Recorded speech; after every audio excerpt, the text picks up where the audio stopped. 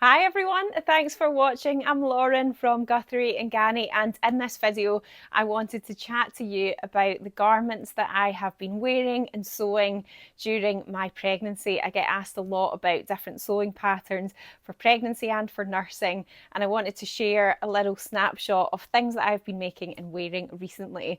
This is actually my third pregnancy, and I did do a very similar blog post when I was pregnant with my second baby, which was back in 2019, and I shared some other different patterns in there as well. So I'm also going to put a link to that blog post in the description to this video too, so you can look for even more inspiration. But all of the garments that I talk about in this video are also going to be in my latest blog post as well. And because they're more current makes, I do have some of the fabrics available in the shop as well that I've used. So the key theme of everything that I'm going to show you is that actually nothing is a maternity pattern. They're all just regular sewing patterns. And what I found from when I was pregnant the first time, and I did go to a little bit more effort to actually specifically adapt clothes and make them more suitable for or more compatible with specifically pregnancy and nursing, I found that I just didn't feel like I got the wear or use out of the clothes that I normally get out of the things that I make. And then when I was then pregnant for the second time, I just wore and made things that were regular sewing patterns that would just allow for your body to change shape a little bit. And I found that I've got much more wear and use out of those garments. Obviously, as you know, if you're a dressmaker, it takes a long time to make something, and I tend to keep and wear my handmade clothes for years and years and years. So versatility is definitely the key for me.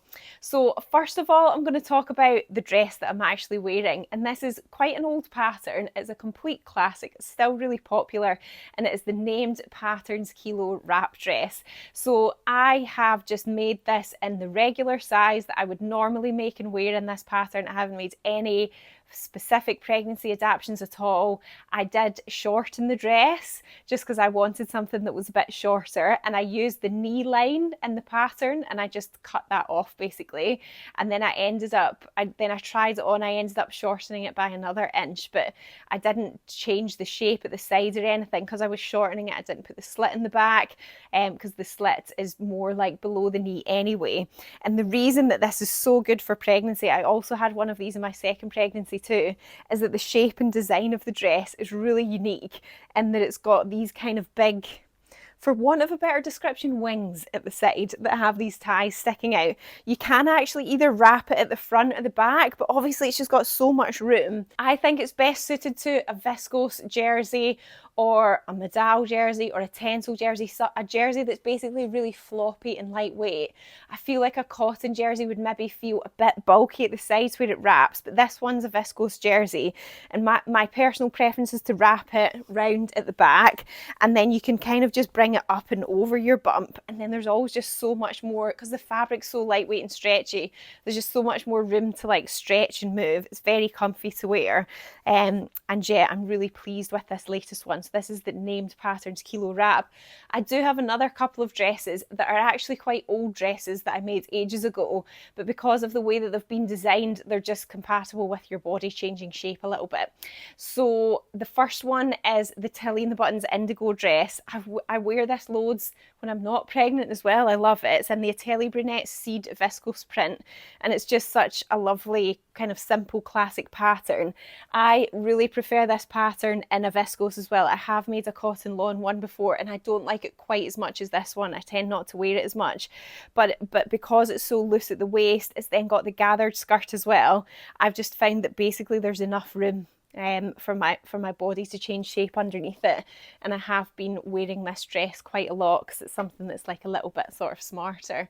And then the other one, again, which I've had for years and years, but is just very compatible with a changing body shape, is this ebony closet core ebony dress. Sadly, they don't do the printed version of this pattern anymore. You can get it as a PDF from the Closet Core website though, and it is a very, very A-line. Like, the nature of the dress is that it is just a very, very A-line. So again, I think it's best suited to like a viscose jersey, tencel jersey, modal jersey, bamboo jersey, something that is going to drape and swish, so that otherwise I think it might feel a bit too bulky. But because it's just got so much ease over the waist and hip area, and the fabric so lightweight and stretchy. Again, it's just really comfortable to wear, and as long as you've got like a classic pair of leggings or some tights or something, which are, you know, fairly easy to get, then you can just layer up over all of these things. I do get asked about leggings a lot for pregnancy as well. There's two that I would suggest having a look at. One is the Megan Nielsen Virginia leggings, which has a maternity option where you would then wear the leggings under the bump, so they're a bit lower.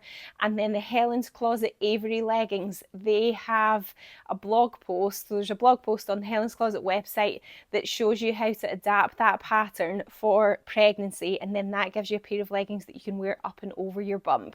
So it depends what your preference is, whether you like things coming up and over or whether you like things sitting underneath. So yeah, that is the dresses that I have been wearing a lot, and I actually just finished this one really recently, and I can't wait to start wearing it all the time. Now, the next ones that I'm going to show you are some tops that I've been absolutely loving wearing, and that I've also made quite recently as well in this pregnancy. The first one is something that I generally wear a lot of anyway. This is the True by Zoe tank, and it is in one of our Meat Milk Derby Tencel ribbed jerseys. And we did this as a kit a few years ago, and I just wear these vest tops all the time. I'm generally a cold person, so I always like lots of layers, and I usually have one on anyway. So I've just made some new versions of this pattern, and the only change that I made was to lengthen it. So I didn't adjust for like a bump at the front or anything. The fabric's so lightweight and stretchy because it's got elastane and it's ribbed that I didn't alter the front of it at all. I'm just letting the top stretch over me. And yeah, I lengthened it probably by about 4 inches, but otherwise it's just exactly the same type of, it's just the same size and everything that I would have normally made anyway. But obviously having that longer length means that it just gives you better coverage. And I've been literally wearing this with so many things because I can still wear my shirts, I can wear jumpers and stuff, and as long as I've got that layer on underneath, I feel like I'm kind of covered in the tummy and hip region. So yeah, that is definitely like a nice core basic, that one. And then I have also made another version of my current favourite jumper pattern, which is the Megan Nielsen Jara jumper. And I do actually have so many different versions of these, but I just made a new one recently, which I love. It's out of our bright coral snuggly sweatshirting fabric with the matching ribbing, and it makes me so happy. This jumper is so like comforting and cozy, and the colour's so vibrant, it just really cheers me up. And because I didn't make any adaptations to this, I just made the size I normally make, but because it's quite boxy and it's quite loose, then it's just been like fitting me anyway. Obviously it's like riding up at the front, but when I pair it with my trusty Zoe tank, then you know it's absolutely fine. And I know that I'm gonna just be wearing this for a long time to come, even when I'm not pregnant anymore. And then the last one that I've got to show you is the brand new Closet Court Jenna shirt pattern, and I'm generally a huge fan of a shirt anyway. My favourite one has always just been the Grainline Archer shirt, but I think this might be coming in to take top spot. I absolutely loved making this shirt. It's got so many really nice details, so I used their new cotton cheesecloth embroidered fabric, which is just such a lovely textured fabric. I know I'm going to really enjoy wearing this in the summertime as well. Again, I've been layering up with my Zoe tank tops and styling it in different ways, so you can wear it open, you can wear it buttons up. It looks really cute tied at the front as well.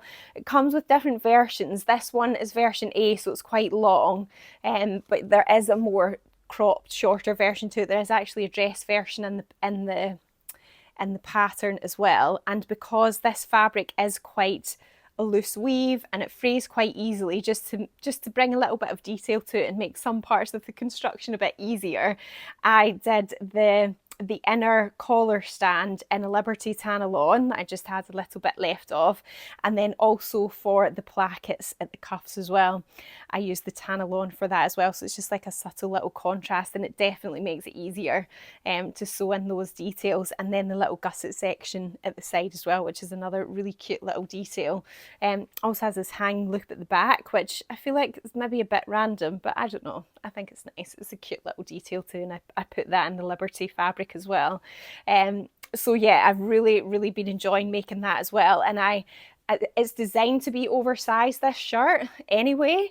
And my current measurements were putting me in between the small and the medium. But my normal measurements when I'm not pregnant, I'm probably like at the top end of the range of the extra small. So I actually ended up just making the extra small because I thought I don't want to, in the future, I don't want to have it then like too loose and oversized. But I'm actually really pleased with the fit. It is still loose enough for me to wear, even though my body measurements are actually putting me in a larger size. So really my advice would be is that before you pick a size of this pattern, definitely check the finished garment measurements and see how much ease and room you actually want to have in it. A good way that I always find helps me visualize it is if you decide what size you're thinking about making, look at the finished bust measurement for that size, and then put the tape measure around you and put the tape measure to that finished bust measurement, and then you'll be able to kind of see how loose the tape measure is around you, and it just helps to give you a little bit more of a visual sort of aid to thinking, okay, how loose is this actually going to be. And it also might depend on the type of fabric that you're working with as well.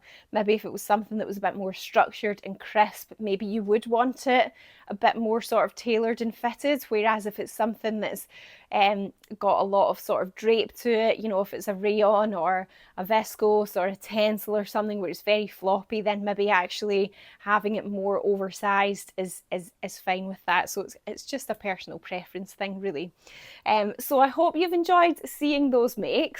And as I said before, you can get the links to the fabric and the fabric if we've got it in stock, if it's a more recent make, and the pattern details all in the blog post that goes along with this video as well. If you've got any questions or comments, please feel free to leave them below. The G&G team and I are always more than happy to help. So if you need a quick answer to anything, just drop us an email. You can also call the shop too. I'll put the contact details in the description as well. If you haven't subscribed to my channel already, remember to hit subscribe so you don't miss out on my next video, and I'll see you next time. Bye.